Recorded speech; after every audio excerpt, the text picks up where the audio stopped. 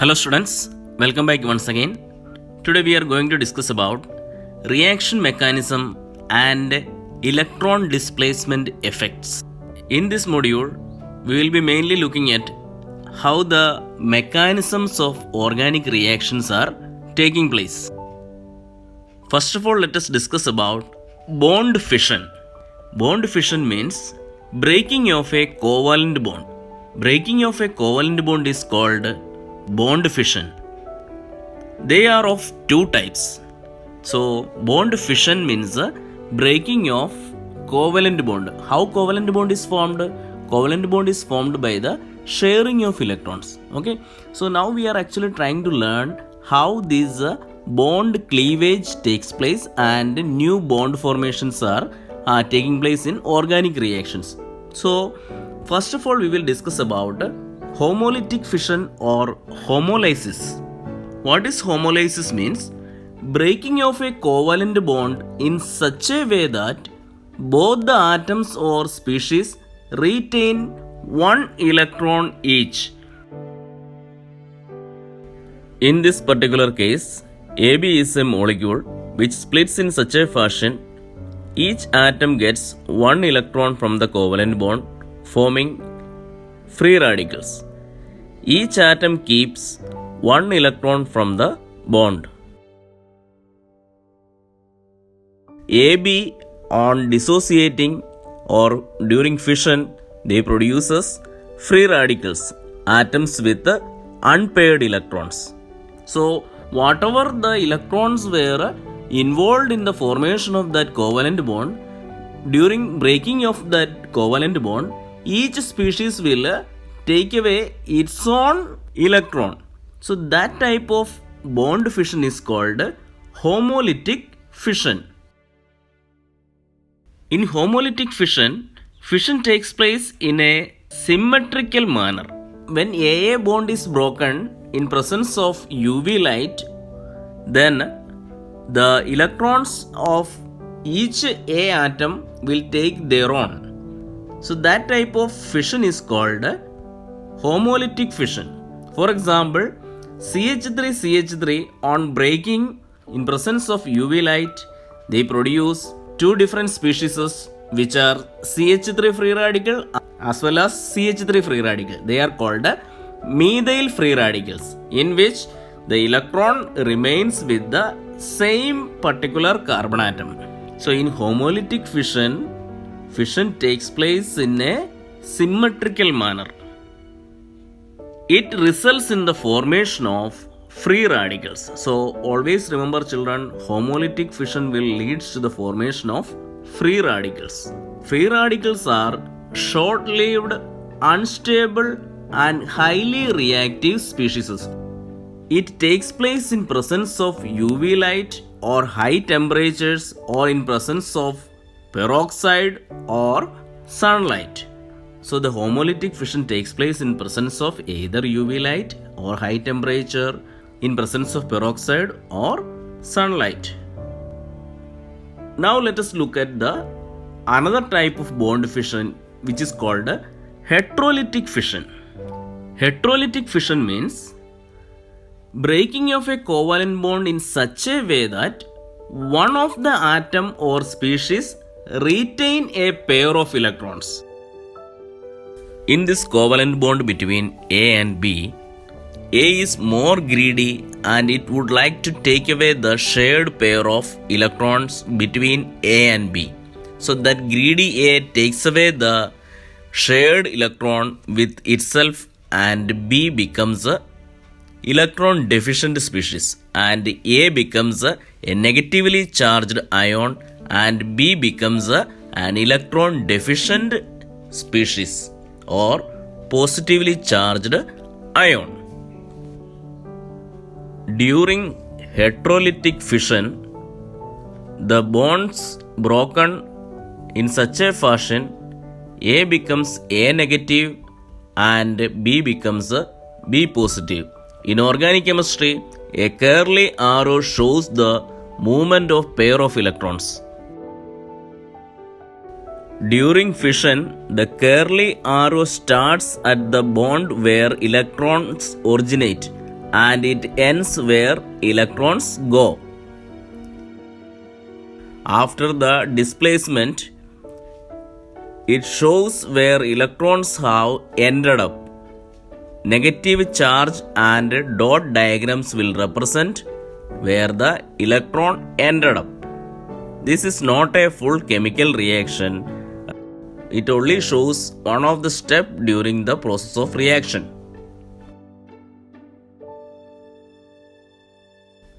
Often, the more electronegative atom takes the pair of electrons.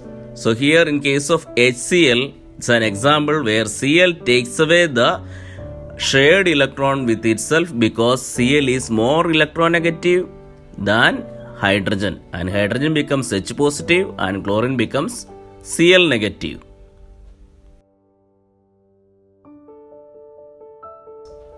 Here what happens is the bond breaks in such a way that one of the atom or species retains the pair of electrons and fission takes place in an unsymmetrical manner. Now look at this particular case. AB forms a covalent bond, and now when this breaks up, they will break in such a fashion that they will lead to the formation of either A positive and B minus, or it can also produce A minus and B positive depending upon which species or which atom is more electronegative. So more electronegative species will take away the shared pair of electron with itself. In the first case what we have seen is B is more electronegative than A. Because of that, B became B negative, and in the second case we consider that A is more electronegative than B, so the product formed will be A negative as well as B positive. So this is purely depending upon the electronegativity values. In heterolytic fission, the results in the formation of ions, so they will particularly form either cation or anion. Now let us see the differences between homolytic fission and heterolytic fission. In homolytic fission, the covalent bond breaks symmetrically, whereas in heterolytic fission, the covalent bond breaks unsymmetrically. In homolytic fission, each species obtains and retains one electron from shared electron pair, whereas in heterolytic fission, the more electronegative atom retains the shared electron pair. Another important point is, in homolytic fission, electrically neutral free radicals are formed which carry an odd electron, whereas in heterolytic fission, electrically charged ions, cations and anions are formed. Next, in case of homolytic fission, it takes place in presence of mainly sunlight or UV light, whereas heterolytic fission takes place in presence of polar solvent. Next, let us discuss about reagents. First of all, let us see electrophilic reagents. These are electron-loving species. So children, first and foremost important thing you have to remember is electrophilic reagents means electrophiles, where electron and phile, two different words are there. Philic means loving only. So these are electron-loving species only. These are electron deficient species. Why they are electron loving? Because they are lacking electrons. So they are electron deficient species. So what do? They attack the site of high electron density in the substrate. So whenever reaction takes place, these electrophiles will have a tendency to attack the electron rich areas. They may be positively charged ions, that is cations, or neutral species. Mostly they are positively charged, or sometimes they are electron deficient neutral molecules also. they possesses an atom with incomplete octet. They are Lewis acids. What are Lewis acids means electron deficient species are all called Lewis acids only. They accept an electron pair from the substrate to form a covalent bond. For example, H positive, NO2 positive, BF3, AlCl3 are examples of electrophilic reagents, means the species which loves to get electrons. So they are called electron loving reagents or electrophilic reagents. Next we have nucleophilic reagents. As we have already discussed about electrophilic, they are electron loving. Now it is nucleophilic. Nucleophilic means nucleus loving. These are nucleus loving species and these are electron rich species, means they will contain more electrons. They attack the site of low electron density in the substrate and they may be negatively charged ions, that is anions or neutral molecules. They possess an atom with a lone pair of electrons. They are Lewis bases. They donate an electron pair to substrate to form a coordinate covalent bond. For example, OH negative, Cn negative, H2O, NH3. In H2O, NH3 and all, even though they are neutral molecules, still they contain electrons which are unused, or we can say unshared electron pairs are present in oxygen as well as nitrogen in case of water as well as ammonia molecules.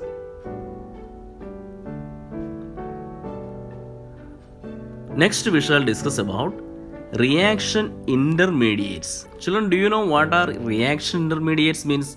Reaction intermediates means the species which are formed during a reaction as intermediate. They are not completely forming a reaction. They are actually becoming part of the reaction. They are actually forms during the course of reaction. That's why they are called intermediates. They form in between the reactions. First of all, let us see carbonium ion, that is carbocation. That is during a fission where if carbon loses an electron, that is during the heterolytic cleavage, suppose a chlorine atom was present, CH3Cl, from which Cl has taken away the electron of shared pair of electron of carbon with it, then carbon becomes electron deficient and becomes a C positive. Okay, so that is the case of carbocation. Carbon atom is positively charged, electron deficient species. Carbon atom possesses 6 electrons in the outermost shell. So this particular configuration we also call it as sextet configuration, and they have a sp2 hybridization and its shape is triangular planar. The stability of carbonium ions are, when you compare the stability of carbonium ions, that is carbocations, tertiary carbocations show the highest stability as compared to secondary carbocation, as compared to primary carbocation and methyl carbocation. So the highest stable carbocation is tertiary carbocation. It can accept an electron pair from a nucleophile to form a covalent bond. It is a Lewis acid because they lack in electrons. For example is tert-butyl carbocation. Next we shall see the carbanion. In carbanion, electron will be extra present. Carbon atom is negatively charged in this case, or we can say it is electron rich species it becomes. Carbon atom possesses 8 electrons in its outermost shell, so it will be showing an sp3 hybridization and its shape is pyramidal in shape. It can donate an electron pair to an electrophile to form a covalent bond. It is a Lewis base For example is methyl carbanion. When you compare the stability, it is just opposite to what we have seen in case of carbocation. The highest stability is shown by methyl carbocation as compared to primary, secondary and tertiary. So tertiary is having the least stability. Next we shall discuss about another interesting topic, that is electron displacement effects. First one is inductive effect. What is inductive effect means? It involves the displacement of electrons in a single covalent bond in which sigma electrons are involved. Let's see this example. If we consider the example of propyl chloride, in this molecular formula, chlorine is more electronegative and hence it withdraws electron density from this adjacent atom. This blinking arrow shows the direction of flow of electrons towards electronegative chlorine atom from this adjacent CH2 group. These arrows indicate the direction of flow of electrons and its intensity also. As the chlorine atom withdraws electron density from this CH2 group, this CH2 group, this carbon atom. When this chlorine atom withdraws electron density from this carbon atom, then this carbon becomes electron deficient and therefore it gets partial positive charge.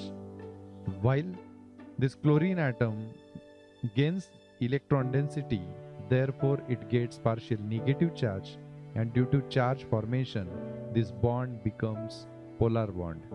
When the first carbon atom becomes electron deficient, in order to get stabilization, it gets electron density from the adjacent carbon atom, which is carbon number 2.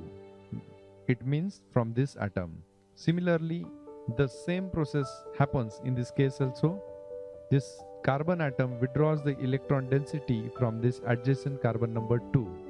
And when it withdraws the electron density, this carbon also becomes electron deficient and therefore gets partial positive charge.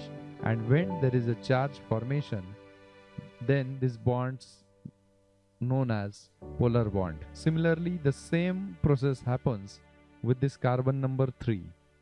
When the carbon number 2 electron deficient, it withdraws the electron density from the adjacent carbon atom, means carbon number 3, and here there is a charge formation, and due to charge formation this bond also becomes polar bond. That means polarization in one bond induces polarization in adjacent bonds, and therefore this type of effect is known as induced effect. This is the structure of propyl chloride. In propyl chloride, this chlorine atom is adjacent to this CH2 group. It gets partial positive charge. These 3 arrows indicates its intensity, while this carbon number 2 is away from this chlorine atom, therefore the effect is minimum. Here indicates 2 arrows. Intensity is less as compared to this first one. This carbon number 2 withdraws electron density from this carbon number 3. Then this effect is less as compared to this first 2. It is because of this electron negative atom is away from this CH3 group. From this chlorine atom to this CH3, the distance increases and therefore inductive effect decreases. The first bond shows more inductive effect, the second bond shows less effect, and third shows least effect. This is because of the distance increases from this chlorine atom. The effect is maximum at carbon-chlorine bond. That means in this bond, and it decreases as we move away from chlorine atom. The permanent polarization of a single covalent bond due to the displacement of electrons towards the more electronegative atom due to difference in electronegativity is known as inductive effect. It is a permanent effect. Very important thing you have to remember is it is a permanent effect. Inductive effect decreases with the distance, operates over short distance. That is, if a molecule like CH3, CH2, CH2, Cl. In this case, Cl is more electronegative as compared to carbons. So the Cl will pull the electron pair, shared electron pair of carbon to chlorine, in which first carbon to chlorine. So that electron cloud is pulled by chlorine, Because of that, throughout the chain, first carbon is delta positive, we can say delta 2 positive, we can say, and delta 3 positive in case of third carbon. Inductive effect is of two types, plus I effect and minus I effect. In case of plus I effect, electron releasing groups attaches, that like a C2H5, CH3 twice, CH3 etc. produces plus I effect, whereas minus I effect case, electron withdrawing groups are or functional groups are attached, like NO2, X means chlorine, fluorine, bromine, iodine, etc. or Cn, COOH, OH, NH2 groups attaches, it forms a minus I effect.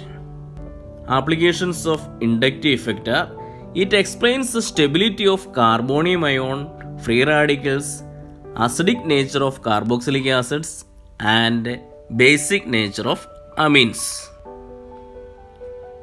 Next we shall see the electron displacement effect is electromeric effect. It explains the displacement of electrons in multiple bonds, that is double bond or triple bond. The complete transfer of a pair of electrons towards one of the atoms in the presence of attacking agent is known as electromeric effect. What is electromeric effect? The complete transfer of a pair of electrons towards one of the atoms in the presence of an attacking reagent. And this is a temporary effect. Whenever that reagent is removed, that can be returned. Its effect operates over a long distance. Look at this example.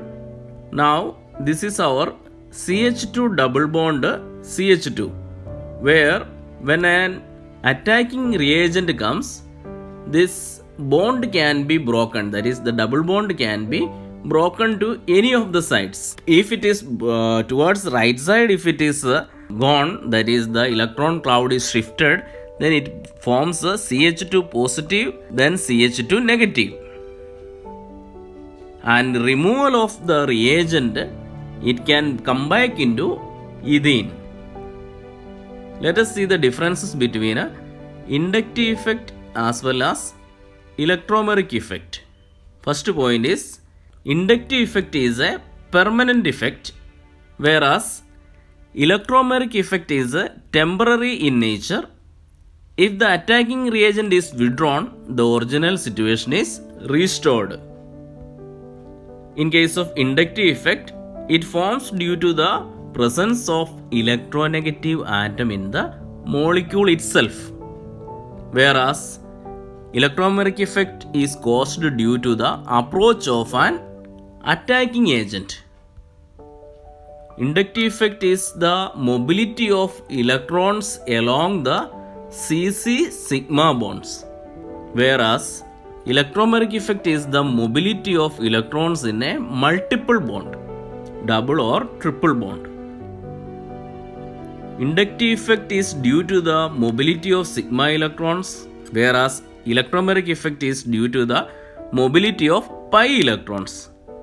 Inductive effect becomes negligible after second carbon atom in the chain, whereas electromeric effect can be relayed through a longer distance in the chain due to conjugation of double bonds.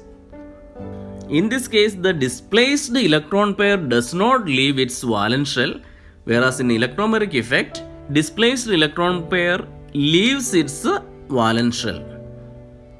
In inductive effect, it involves partial transfer of sigma electrons, whereas electromeric effect involves a complete transfer of pi electrons. In inductive effect, partial charges are developed on atoms and no ions are formed, whereas in electromeric effect, complete charges are developed on atoms and ions are formed. It is represented by I and it is represented by E. Now let us look at some MCQs related to these topics. First one is, homolytic fission takes place in dash manner. Options are symmetrical, unsymmetrical, both A and B, can't say. So the answer is symmetrical. So homolytic fission takes place in a symmetrical manner. Next question. In carbocation, carbon is dash hybridized. sp3, sp2, sp, sp3d. So the answer is sp2 hybridized. Next question. Inductive effect is dash. Temporary, permanent, both A and B, can't say. The answer is inductive effect is a permanent effect. Next we have, which one of the following is electrophile? BF3, H2O, NH3, Cn negative. Answer is BF3. Last question. Nucleophiles are dash. Lewis acid, Lewis bases, both A and B, none of this. Answer is Lewis bases. So nucleophiles are Lewis bases. Electron rich species are nucleophilic in nature. So students, resonance effect and hyperconjugation effect we will be discussing in the coming module. Thank you and have a nice day.